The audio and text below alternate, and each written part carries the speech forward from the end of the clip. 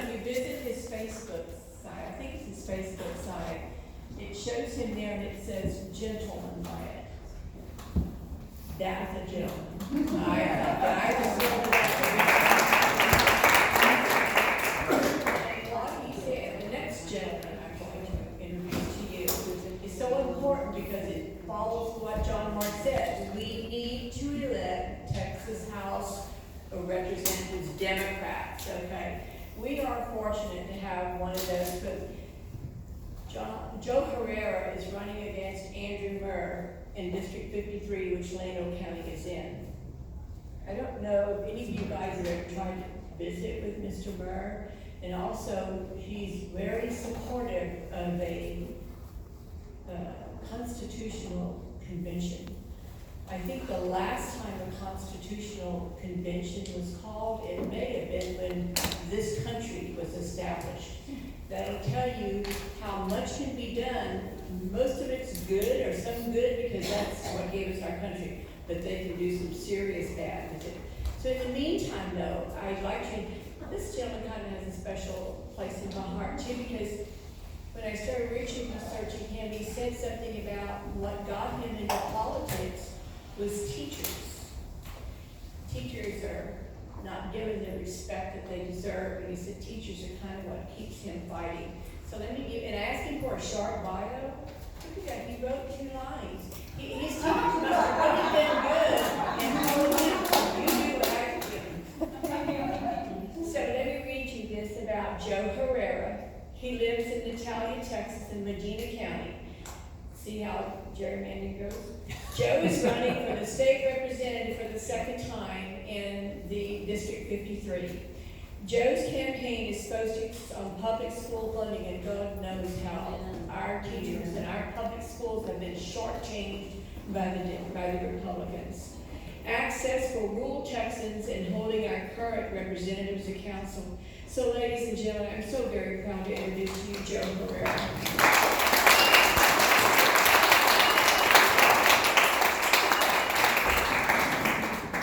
Hello, everyone.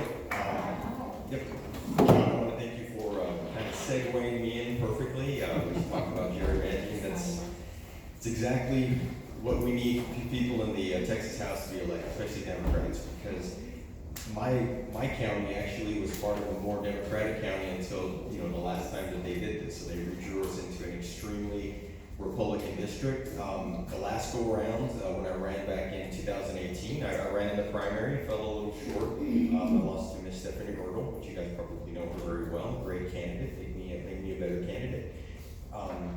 The last time that we were at the polls, the district went pretty much 80-20. So it is extremely Republican.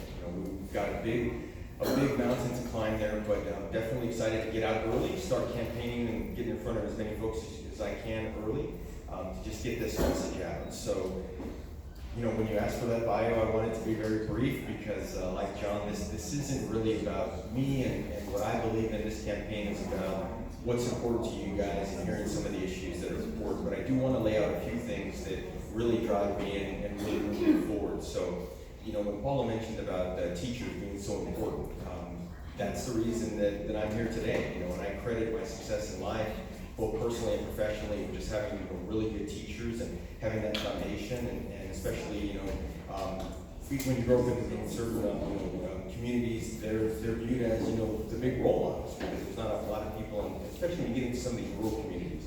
So teachers play a huge part.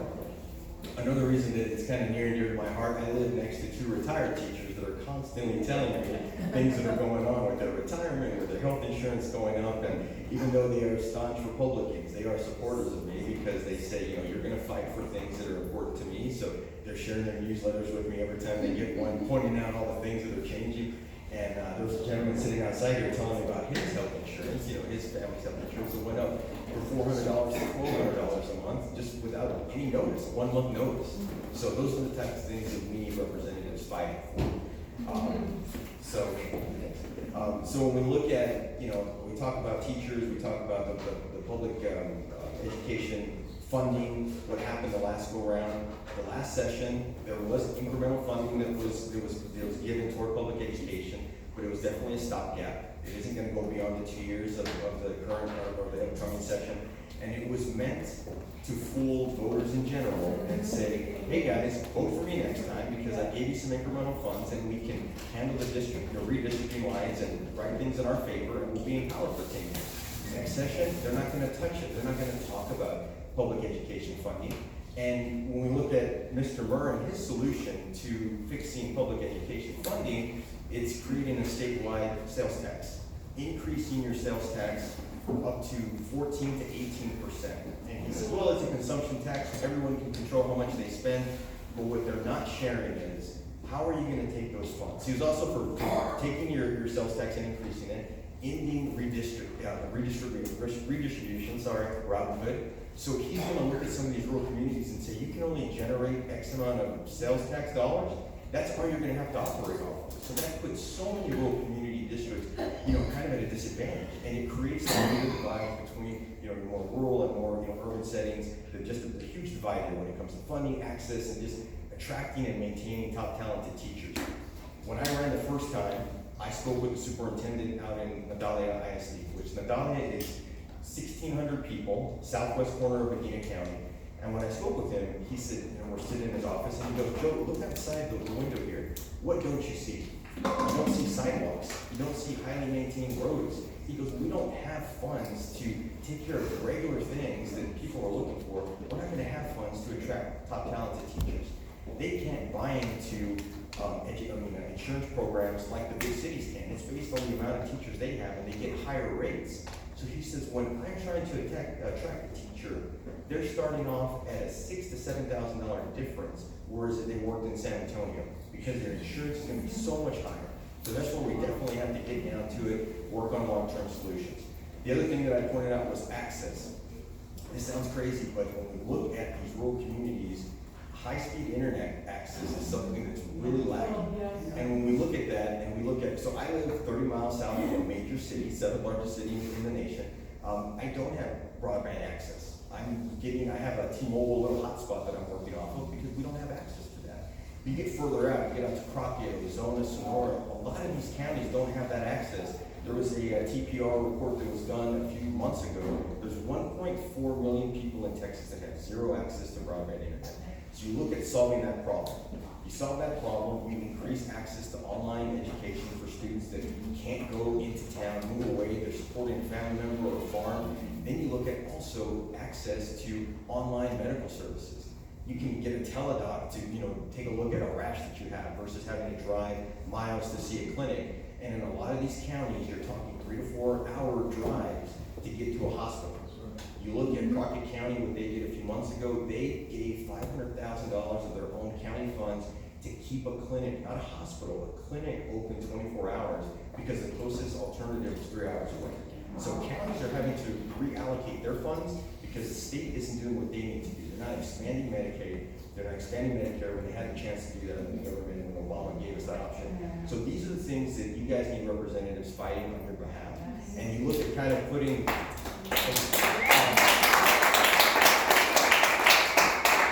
you look at solving these small problems and how they can lead to solutions for other issues. And then what I like to do, the last point, is you hold your representatives accountable. And I looked the last time, what happened in the last session? What bills were proposed and how did Mr. Murr, how did he fare against those? There were 2 bills that were proposed. One of them would have created the broadband communications kind of a district within the utilities function of the state regulatory system. It would have made it a utility. It would have got or given counties and cities the option to get hospitals and schools and businesses together to create a demand for broadband internet access. That bill died in committee. Mr. Murr did not sponsor or sign on to that bill at all. So then there was another bill, like, okay, we failed here, so let's try to create incentives for companies to come out and move into these rural districts to create these services. Same thing, died in committee, wasn't passed.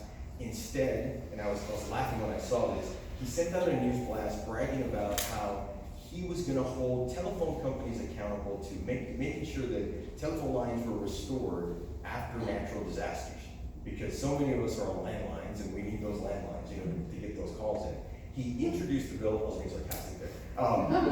He introduced the bill, and it was literally an introduction. he blasted about it, oh, I'm fighting for these rural communities, but he should look at, if you're gonna fight for something, fight for the future needs for these communities, not for this, you know, a little bit more dated information. If he had read the Ozoma Stockman and looked at the crime blotter, how many reports are made on a landline in any given period? It's 5%. 5% of calls are made from landlines, and I guess it's important, but mobile internet access, just having access to, you know, just a mobile device in general is more important in these rural communities.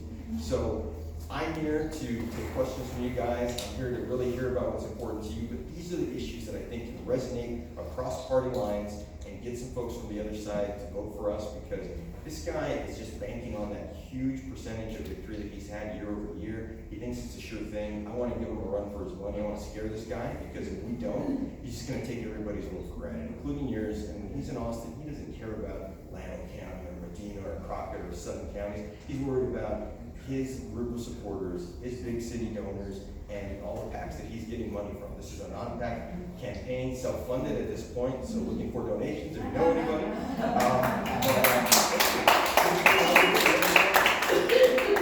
Questions for Joe? Yes, ma'am. I'm not in the district, I'm just curious. You've been out campaigning. Is it really true that school teachers and rural people are really voting for these people that are not working for their interests? Yeah, I mean, unfortunate. So the unfortunate thing that happened the last go round and it's, I think their heart's in the right place, but they focus on sometimes on the wrong things. In Medina County was an example. In the primary, a lot of teachers tried to vote on the Republican side to ensure that Dan Patrick wasn't going to be on the ballot. So those were a lot of wasted votes that kind of went in that direction. And I think for me, the more important thing, the path to victory for this campaign is appealing to independents and appealing to Republicans, because for the most part, Democrats are pretty, you know, they're going to support the Democratic candidate that's out there. I do have to win your vote. I'm not assuming that that's going to happen, but the only way that we can flip this district is by talking about other things that are, if you go on my website, talking about eminent domain reform, talking about how we can use the concerns we all have about pipeline expansion in the Hill Country area, and, you know, kind of align that with what some of these ranchers are fighting when it comes to eminent domain. Folks that are familiar with the Hondo Creek issue that's going on up there in Tarpley, those are ranchers, those are Republicans and Democrats coming together, and that's another instance where we're actually taking a stand. He puts it out there, oh, I heard their concerns. Okay, well, what are you going to do about it? You're in power. You have a chance to influence people that are making these decisions. It's really not. So I think when we look at what's important to teachers, it is these issues, but a lot of them, especially in these counties, are like, well, does my vote matter? Because there's 8 other guys that are going to vote versus my 2 votes, me and my wife. They do that. But it's getting friends of yours that might be Republicans to come out or visit a website like mine and say, hey, take a look at what this guy's saying. He's not your typical Democrat. He doesn't stand with the national, bigger picture, sexier type topics. He's talking about local, rural issues that matter to the folks out here. And that's why I'm here. That's why I drove out here to visit with you. So, yeah. You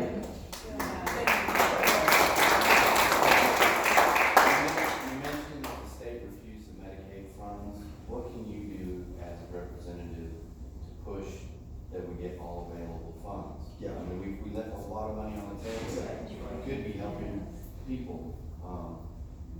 How do you attack that so they see the real picture and not the smoke screens put up? Yeah, so I mean, honestly, I think it's a combination of trying to find state solutions and creating alternatives to get funding or increase funding to get it diverted that way. And if you create that demand, so it's like anything else. Well, I'm going to carve out a piece of my own budget, pay for this. But then somebody else is saying, well, don't we have this other bucket that we can tap into that isn't part of our budget? Yeah, why aren't we talking about that? That's where it takes a coalition, getting with people that are elected at different levels and working with folks like John, you know, at the national level to kind of create that pressure. Because at this point, there has been no pressure on any of the statewide elected officials to do anything.